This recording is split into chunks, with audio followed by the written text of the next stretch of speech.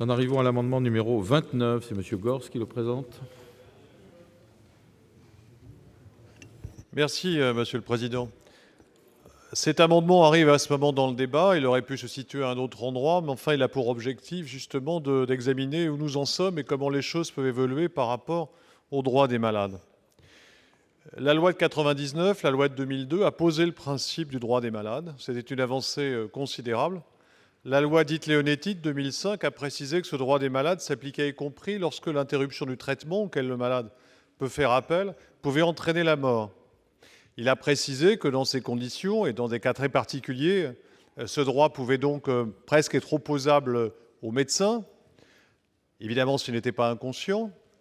Et il a été amené à préciser, ce qui d'ailleurs relativise beaucoup le débat sur la sédation profonde, que le médecin était appelé alors à prendre toutes les mesures nécessaires pour le soulager et assurer sa qualité de vie au moment où il agonise.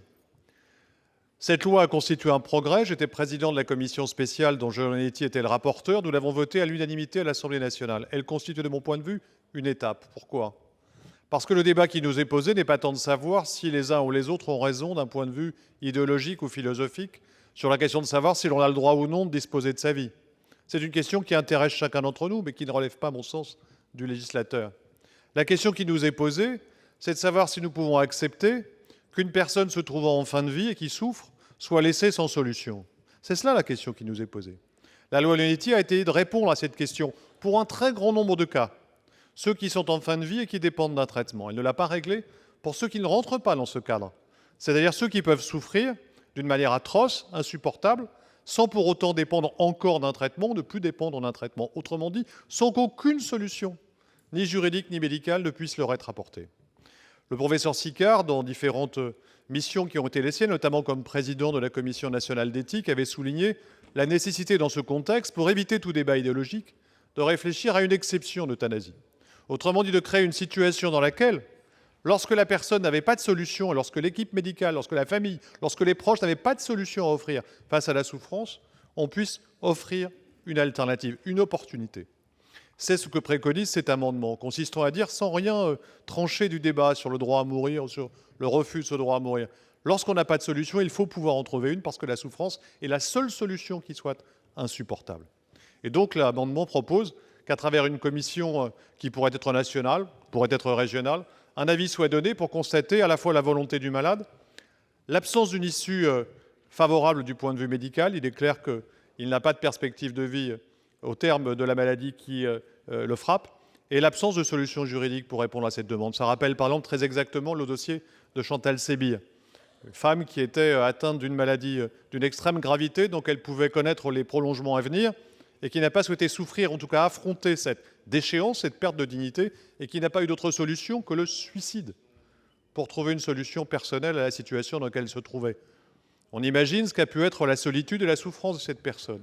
La proposition de cet amendement, c'est donc de créer une situation exceptionnelle pour faire face à des demandes exceptionnelles.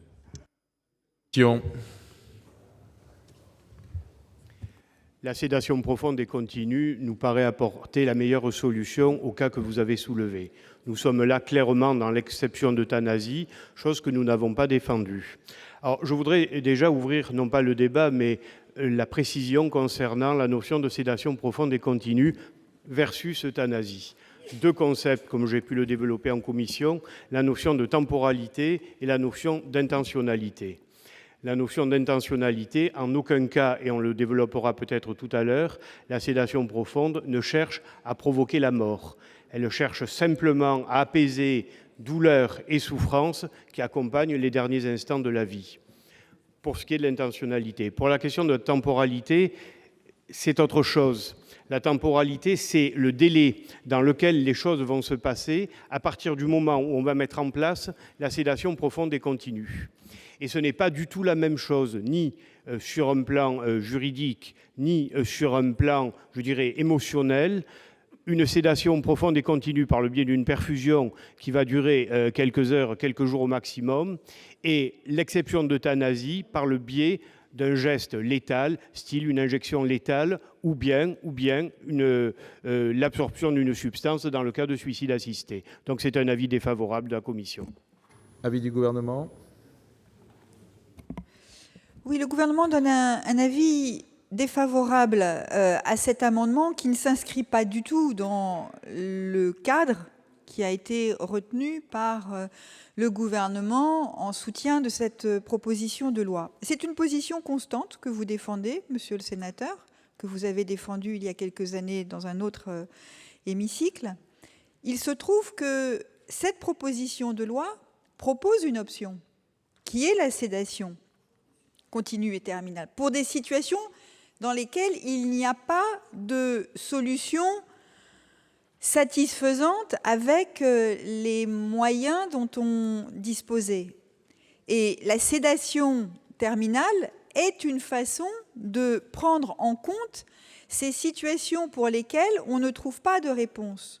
Si l'on veut aller au-delà, à ce moment-là se trouve posé le débat, qui sera posé d'ailleurs par certains amendements, d'un choix plus, non pas radical, mais d'une évolution plus forte, qui est à ce moment-là non pas l'exception d'euthanasie, mais le choix soit de l'euthanasie, soit du suicide assisté, ce qui n'a pas la même chose, c'est-à-dire d'une aide active à mourir qui est proposée de manière plus volontaire. Mais la voie médiane que vous proposez, qui avait un sens extrêmement fort il y a quelques années, aujourd'hui se trouve un peu vidée de son contenu par la proposition la mesure qui est présente dans cette proposition de loi, qui est la sédation continue. Et donc, indépendamment du fait que cela ne correspond pas à la proposition du gouvernement, il me semble qu'elle ne trouve pas sa place dans le cadre tel qu'il est désormais élaboré. Donc, avis défavorable. Oui, Monsieur Barbier, vous avez demandé la parole.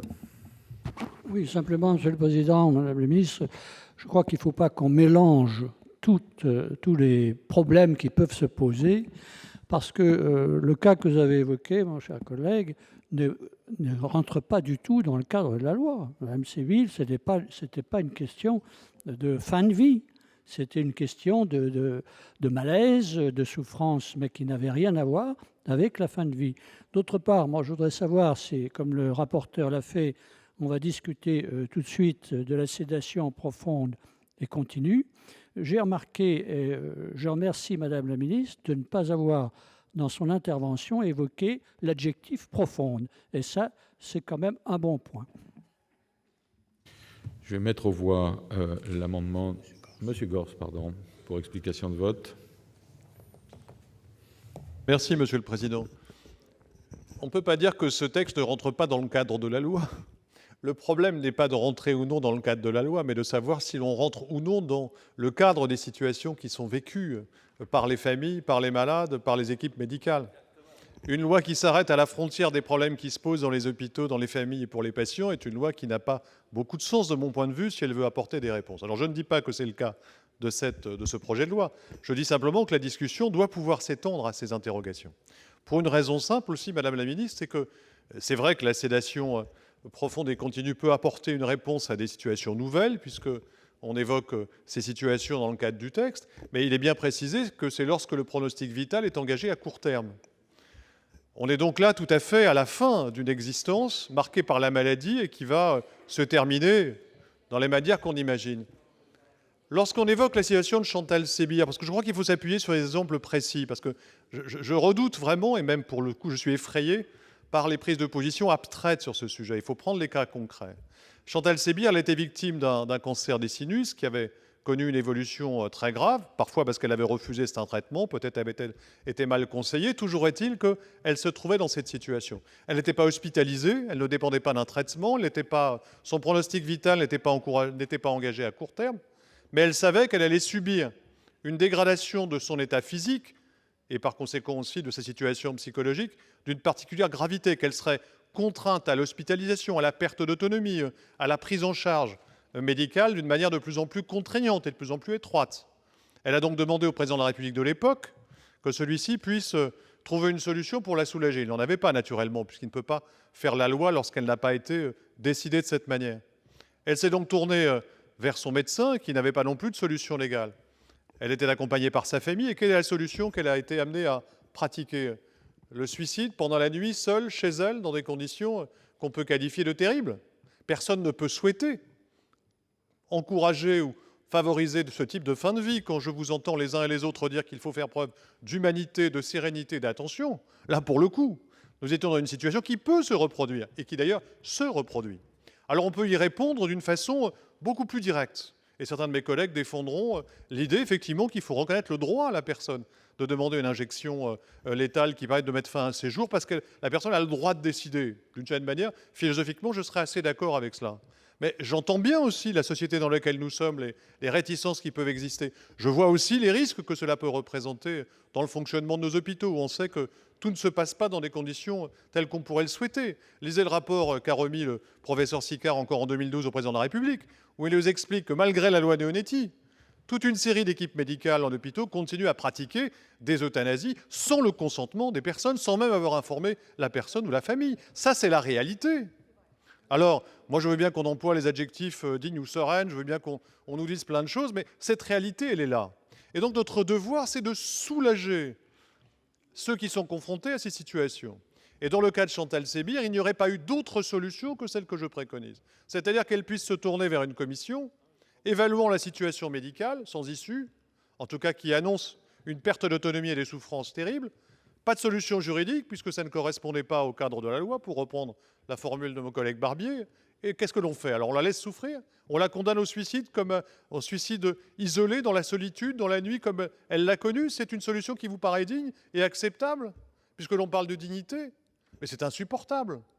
Donc nous devons mettre de côté nos a priori juridiques, philosophiques, idéologiques, pour considérer la situation des personnes telle qu'elle se pose dans certaines situations.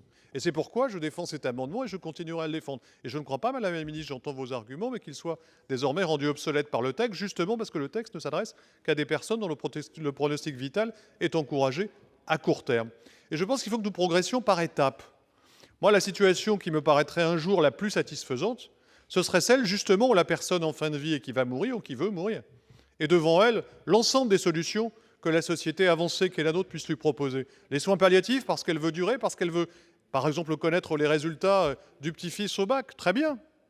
On peut arriver à la prolonger, à la protéger dans des conditions décentes, tant mieux. Mais si cette personne veut mettre fin à ses jours et qu'elle souhaite le faire pour des raisons philosophiques ou pratiques, par l'interruption du traitement, accompagnée d'une sédation pour qu'elle ne souffre pas, car c'est ça la question au fond, profonde et continue. Le problème, c'est que la personne ne souffre pas, que l'agonie ne soit pas trop longue et insupportable. Eh bien, très bien là aussi, puisque c'est le choix de la personne avec la société du père. Et puis, cette personne souhaite, par une injection létale, en finir plus tôt.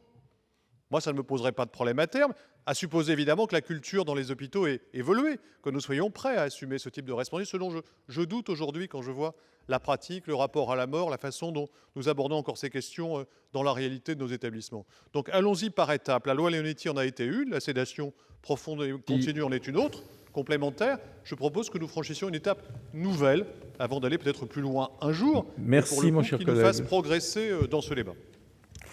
Je mets aux voix Monsieur Godefroy, Jean-Pierre. Oui, Monsieur le Président, ce sera très bref pour vous dire que nous avons déposé d'autres amendements qui vont venir en discussion, mais nous soutiendrons l'amendement de notre collègue Gaëtan Gors parce qu'il a posé vraiment le problème. C'est que nous allons discuter tout à l'heure de la sédation profonde, c'est-à-dire quand on est à l'ultime moment de la vie. Mais le cas de Chantal Sébir, qui a fait la une des journaux et qui est un cas absolument dramatique, il y a des cas multiples dont on ne parle pas et qui sont exactement dans cette situation. Et nous sommes sans réponse.